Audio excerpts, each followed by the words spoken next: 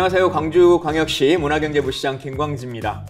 우리 헬로 광주의 야구 좀 하지 라고 하는 프로가 작년 12월에 방송을 하고 한 3개월간 멈춰 있었는데요. 다시 여러분들 찾아뵙게 됐습니다. 오늘은 도시계획과의 최원석 과장 모시고 얘기 나눠보도록 하겠습니다. 안녕하세요. 광주광역시 도시계획과장 최원석입니다. 오늘은 최근의 이슈 중에 광주시가 아파트 층고를 마음대로 올려도 된다 라고 하는 얘기들을 하셔가지고 이게 도대체 이 난개발을 어떻게 해결하려고 이런 결정을 내렸을까라고 하는 걱정을 하시는 시민분들이 많으셔서 실제 내용이 어떤 건지 꼼꼼하게 하나하나 좀 따져보도록 시간을 마련했습니다. 존경하는 시민 여러분, 그동안 도심 전역에 획일적으로 적용되어 왔던 건축물 최고 높이 규제를 폐지하고 창의적 도시건축 디자인 향상 제도를 추진해 가겠습니다.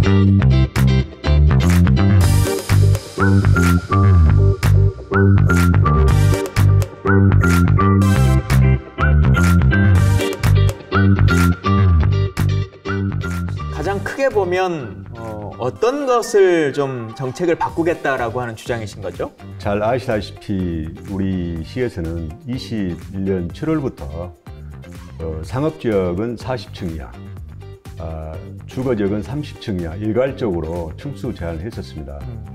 그러다 보니까 시민 여러분들께서 잘 아시다시피 어느 일정 특정한 지역에서는 이게 높이를 획일적으로 규제하다 보니까 병평형, 더 나아가서는 장벽화가 되는 그런 현상을 초래했습니다. 그래서 이번 차지에 이걸 좀 개선을 한번 해보자 하는 취지에서 출발하게 됐습니다. 근데 그걸 제한한다고 갑자기 높게 지어도 된다 해버리면 그냥 너무 높아져서 더 조망권이나 이런 것들이 훼손되는 거 아닌가요? 그것은 오해입니다. 우리 관련 높이의 규제는 여러 가지 방법으로 규제를 하고 있습니다. 어떤 특정한 대지가 있으면 층수를 제어할 수 있는 건폐율이나 용적률이 있습니다. 그래서 이번에 저희들이 발표한 층수 제한에 보면은 용적률이나 건폐율이 달라지지가 않습니다. 다시 그러니까 정리하자면 동일하게 그렇죠. 내가 한 10,000평의 땅을 가지고 아파트를 지으려고 한다. 그러면 통상 뭐 10,000평이면 한 500세대 정도 아파트를 지을 수가 그렇습니다. 있는데 층수를 달리 짓는다, 높게 한다고 해서 500세대보다 더 높게 막 내 마음대로 나는 1000세대를 짓겠다 이런 건 안 된다는 거죠? 전혀 아니죠. 그런 부분에서는 용적률이라든가 우리 또 광주광역시 조례에 다 규정되어 있고 좀 더 설명을 더 하자면 500세대를 10동을 진다. 그러면 500세대가 옛날에는 10동이 40층이나 30층 키높이가 똑같았습니다. 그러다 보니까 경관이라든가 여러 가지 축도 안 보이고 그랬는데 이것을 쉽게 말씀드리자면 10동이 8동이나 7동으로 축소되고 다양한 높이가 되니까 이 폭이 좀 더 넓어질 거 아닙니까? 그러면 바람길도 생기고 녹지 공간도 건물 넓어지고 폭은 줄어들겠죠. 높이 그렇습니다. 올라가니까. 그렇습니다. 어떤 체적의 변화는 없습니다. 근데 왜 사람들은 이게 다 건설업자들 배불리기 위한 정책이다라고 생각을 하실까요? 그건 아마 이제 생각의 차이인 것 같습니다. 근데 어찌 됐든 간에 도시에서는 다양한 어떤 스카이라인이라든가 건축물의 높낮이가 있어야지. 그런데 이제 획일적으로 한다는 것은 좀 전국에서 우리가 그런 사례는 서울이 7, 8년 전에 하다가 최근에 폐지했었고 우리 시가 두 번째였는데 다른 타 경역시는 도입하지 않는 그런 제도입니다. 그리고 저희가 이번 제도를 발표하면서 건축 심의 기준을 새로 제정했었고요. 또 요즘에 이슈가 되고 있는 탄소를 저감하기 위해서 녹색 건축물 기준 강화도 저희들이 새로 마련했습니다.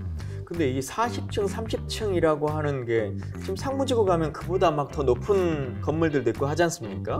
그러면 주거에만 한정되는 지금 얘기신 건가요? 아닙니다. 그간에 모든 건축물 40층, 30층으로 일괄적으로 그렇게 제한해 놨습니다. 그래서 일반 건축물이 됐든 주상복합이 됐든 좀 더 다양하게 높이를 조정할 수 있는, 관리를 할 수 있는 그런 정책입니다. 그러니까 이 층수 제한이라고 하는 것이 법률로 그동안 제약돼 있던 것은 아니었고, 그렇습니다. 광주시의 조례로도 특정하게 규약된 것도 아니었고, 그러면은 뭐 규칙으로 돼 있었습니까? 그 부분을 설명을 드리자면 예. 높이 관리는 용적률이라는 게 있습니다. 예. 대지 면적에 대한 위로 올라갈 수 있는 최저역을 규제하는 게 용적률인데 그건 법에서 엄격히 정해져 있는데 녹지 지역은 시외곽 주변에 있으니까 높이 올리고자 해도 2층 이하나 3층, 4층 정도 못하고요. 주거 지역 같은 경우는 좀 더 높게 한 예. 20, 30층 정도. 상업 지역은 용적률이 뭐 1000%에서 1300% 범위입니다. 그래서 좀 더 이제 올라갈 수 있고 예. 법에서는 그렇게 정해졌는데 우리 시에서는 그동안 이런 부분을 일괄적으로 좀 규제를 하기 위해서 법이라든가 그런 게 있는 게 아니라 별도로 우리가 공고로 해가지고 이 부분은 21년 7월 당시에 7월부터 도시 기본계획 및 도시 경관계획 수립일까지 기한을 정해놨습니다. 그래서 지금 사실상 보면은 도시 기본계획과 도시 경관계획이 3월 내지 4월에 예. 그게 완료가 됩니다. 그래서 자연스럽게 그 시기가 도래돼가지고 저희들이 그 최소한 5월 중에는 이런 부분을 다시 세부적으로 실행 계획을 마련해가지고 하겠다라는 것입니다. 그러니까 사실 이제 그러다 보니까 시장 바뀔 때마다 정책이 바뀌는 거 아니냐 이렇게 이제 주장하시는 분들도 계시기도 하고 2년 전의 상황으로 보면 그렇게 규제하는 게 좋다고 생각했었을 텐데 그 규제를 했던 것은 옳은 선택이었다, 그 실패한 정책이라고 좀 생각하시는 건지 아니면 그 당시에는 그렇게라도 규제할 필요성이 있었고 지금은 다시 재조정을 좀 해보자라고 하는 관점이신지 어떠십니까? 여기서 뭐 실패 여부를 말씀드리기보다는 그 획일적인 그때는 워낙 그 주택 건설 경기라든가 아니면 아파트를 많이 이렇게 짓고자 하는 그런 열기가 뜨거웠었습니다. 그러다 보니까 어떻게 해서라든가 좀 규제를 좀 해보자 하는 선상에서 출발했었고요. 근데 이제 그게 보면은 도시라는 게 보면은 다양한 어떤 건축물이 있어야지 그 특정 지역을 중심으로 뭐 40중 30중 이렇게 하다 보니까 우리는 그런 부분에서 뭐 실패니 성공이니 논하기 이전에 그런 부분을 어떤 반면교사 삼아가지고 좀 더 좀 다양하고 이쁘게 만들어 보겠다. 어찌 보면 무등산을 좀 바라볼 수 있는 공간을 만들자라고 하는 것 때문에 층수 제한이 시작됐을 것 같은데 더 말씀처럼 병풍이 되거나 장벽화돼 가지고 아예 안 보이는 그런 문제들이 좀 초래하긴 한 것 같아요. 근데 실제로 근데 이렇게 제도를 변경하면 목표하는 것처럼 아름다운 건축물들을 지으실까요? 건축업자분들은 돈을 벌려고 생각하시는 사람들이기 때문에 디자인이나 뭐 이런 것보다는 그냥 박스 네모나게 짓는 게 돈도 싸게 먹히고 디자인비도 안 들고 그럴 것 같은데. 그래서 이 높이 관리라든가 그 도시의 그 스카이라인이라든가 인면이라든가 그런 부분을 앞으로는 좀 더 철저히 관리를 확실히 해 나가겠다. 추가로 또 설명을 드리자면 그 우리가 4개 지역에서 7개 지역으로 경관계획을 늘렸습니다. 그래서 예를 들자면 그 우리가 ACC 주변은 무등산이 잘 보여야 될 거 아닙니까? 그래서 특정 높이를 제한을 하고. 근데 이미 잘 안 보이는 것 같아요. 그래서 그 AC 주변은 12층 이하로 이렇게 제한을 해놨습니다. 그 무등산 경관 지역이라든가 그런 부분은 무등산이 좀 더 잘 보이도록 높은 건축물을 못 올라가게 하고. 그다음에 이번에 이제 새로 들어온 지역이 그 광천하고 그 백운동입니다. 그런 부분 아무래도 이제 상업지역이고 그러니까 좀 더 다채로운 건축물을 올라갈 수 있도록 그래서 저희들이 이제 좀 더 촘촘하게 체계적으로 관리하기 위해서 심의 기준이라는 그런 것을 확실히 더 강화해 나가겠다. 근데 많은 분들은 어쨌든 이제 이 도시 건설 허가 뭐 이제 이런 부분들이 뭔가 짬짬이가 있을 것 같고 와 이런 그 설왕설래의 말들도 많고 하지 않습니까? 그래서 좋은 디자인은 어떻게 잘 해보겠습니다 라고 하는 말이 좀 자의적인 거 아니냐. 좋은 디자인과 나쁜 디자인을 누가 판단하고 누가 결정할 거냐 라고 하는 것에 대해서는 좀 공신력 있게 결정이 이루어질 수 있을까요? 모든 사람의 우리가 생각을 틀리다는 게 아니라 다르다고 하지 않습니까? 그러면 이 도시 경관도 마찬가지로 어느 주관적인 답은 없다고 생각합니다. 다만 우리 시에서는 이번에 이제 층수 제한 폐지와 맞물려서 그 통합심의 제도를 가지고 들어오거든요. 그럼 뭐냐면은 이게 통합심의 제도 대상도 신청하면 다 해주냐? 그게 아닙니다. 아름답게 해왔을 때, 또 우리 설계라든가 심의 기준에 맞았을 때 예. 그렇게 해준 겁니다. 그래서 방금 부시장님께서 말씀하셨듯이 이 부분에 대해서 그러면 그렇게 주관적인데 공신력을 확보할 수 있냐. 예. 그래서 우리가 도시계획위원 중에서도 위원장을 중심으로 그다음에 건축위원회, 경관위원회, 교통위원회 그런 부분에 대해서 그 학식과 경험이 풍부하신 그런 분들로 중심으로 해가지고 통합심의 제도를 내실 있게 운영하겠다. 그 위원회도 다 그냥 시장이 자기 사람으로 다 집어여놓은 거 아닙니까? 아이고 그렇지는 않습니다. 예를 들자면 우리 도시계획위원도 그 작년 말까지가 임기였는데 전체 위원 중에서 거의 다 새로운 분들로 이렇게 해가지고 예. 구성도 됐었고요. 아무튼 우리 시에서는 이런 도시관리계의 도시의 충고라든가 경관이라든가 그런 관리에 있어서 앞으로는 철저히 좀 적극적으로 관리를 하겠다라는 게 우리 그 방침입니다. 시의 방침입니다. 그 정책 발표하실 때 한 3가지를 발표하셨는데 예, 그래서 그렇습니다. 이제 듣다 보면 2가지가 좀 서로 배치되는 게 아닌가 싶은 게 있었어요. 예. 뭐냐면 지금 이제 처음에 말씀은 동일 용적률이기 때문에 예. 높이가 높아진다고 달라지지 않는다라고 예. 이제 얘기를 했는데 예. 3번째 발표를 할 때 보면 용적률을 한 20% 정도 더 높여주겠습니다. 뭐 이렇게 말씀하셔서 2종의 경우는 220%를 일괄 적용했던 것을 앞서 말씀드렸을 그런 여러 가지 디자인이나 여러 가지에 의해서 200에서 240%까지 차등 적용하겠다는 거고요. 역시 3종은 250% 일괄 적용한다는 것을 230에서 270까지 차등으로 적용하겠다는 겁니다. 시민분들은 연면적 220% 들을 때마다 이 말이 맞나 아닌가 좀 헷갈리긴 하는데요. 네, 그 부분에서 예. 제가 설명을 좀 더하자면 예를 들어서 대지 면적이 있습니다. 예. 대지 면적이 있으면은 그 연면적이라 하면은 1층, 2층, 3층 각층 면적의 바닥 면적이 연면적입니다. 예, 다 더한 것. 예. 그렇습니다. 위로 올라갈 수 있는 게 예. 이제 연면적입니다. 그러면은 이 대지 면적분의 연면적을 나누면 용적률이라고 나옵니다. 예. 근데 지금 3번에 말씀하시듯이 이제 용적률 차등 적용은 1번, 2번하고 층수 제한하고 예. 좀 배치되지 않냐. 그런데 이게 보면은 220% 이렇게 정해놓다 보니까 뚱뚱하게 해왔거든, 이쁘게 해왔거든, 일괄적으로 우리 시는 지금까지 220% 했습니다. 그러니까 창의적이고 아름다운 건축물이 신청이 안 되는 거죠. 그러니까 디자인 비용을 들이거나 뭐 사실은 곡선으로 짓거나 뭘 하면 건축비도 많이 들 텐데 그렇습니다. 어떤 인센티브가 없는 상태였다 이 그렇습니다. 말씀이신 예, 거죠? 그래서 이 부분이 잘해왔거든. 어디 못하던 그간에는 220%였는데 예를 들어서 잘해오지 못하면 오히려 200%로 저희들이 저감을 시켜버립니다. 아, 페널티도 있는 거네요. 그렇습니다. 예. 시민분들께서는 그걸 잘 아셔야 됩니다. 옛날에는 220%인데 그냥 안 해갖고 면 200%로 낮춰버립니다.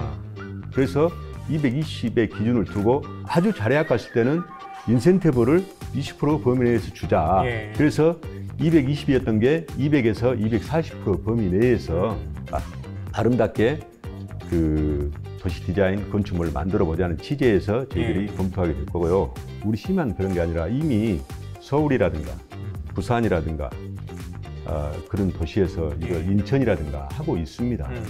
그러면 40층, 30층에 대한 규제를 제한을 폐지하는 부분은 올해 4월이나 5월 정도부터 고시가 나가는 거고 그렇습니다. 고시가 나가면 시행이 바로 되는 겁니까? 네, 저희들이 그래서 세부적인 지금 실행 계획을 만들고 있습니다. 통상 저희는 어느 정도라고 생각할 수 있을까요? 시민들이 저희들이 이제 생각하시기엔?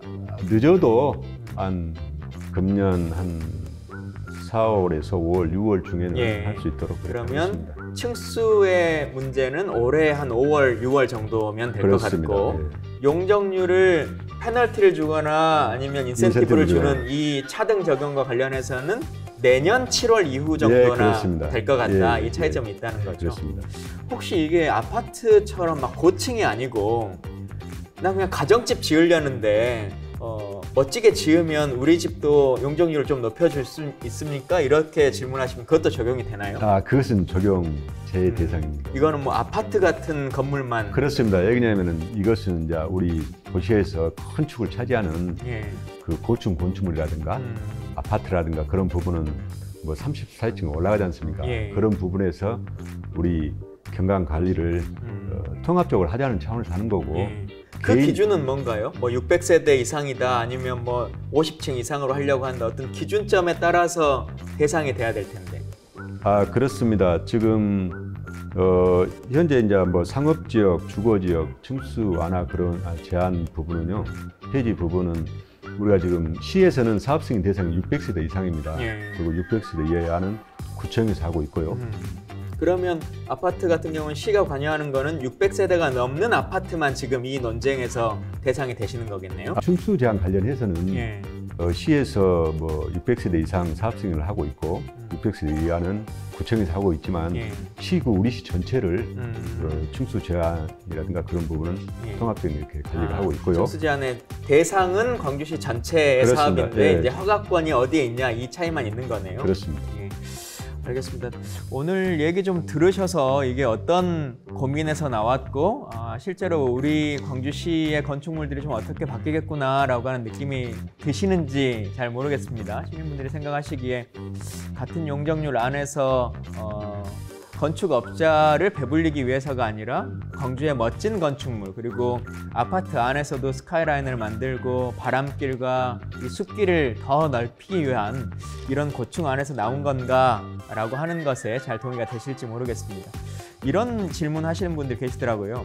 그 2020년에 광주시와 전문가와 시의회가 함께 해서 도시건축 선언이라고 하는 것을 했는데 그것의 지향과 가치를 지금 층수 제한이라고 하는 것을 통해서 해체시켜버리는 게 아니냐라고 하는 얘기를 하시는데 실은 잘은 이 도시건축 선언이 뭐였는지를 모르시는 분들 계실 것 같아요. 그래서 그 선언은 어떤 의미였고 지금 이 규제 내용과 어떤 차이점이 있는 건지 없는 건지 한번 좀 설명해 주시면 좋겠습니다. 그 도시건축 선언은요, 아름다운 광주 창의적인 경관관리를 하기 위해서 그런 출발 선상에서 선언이 있었고요.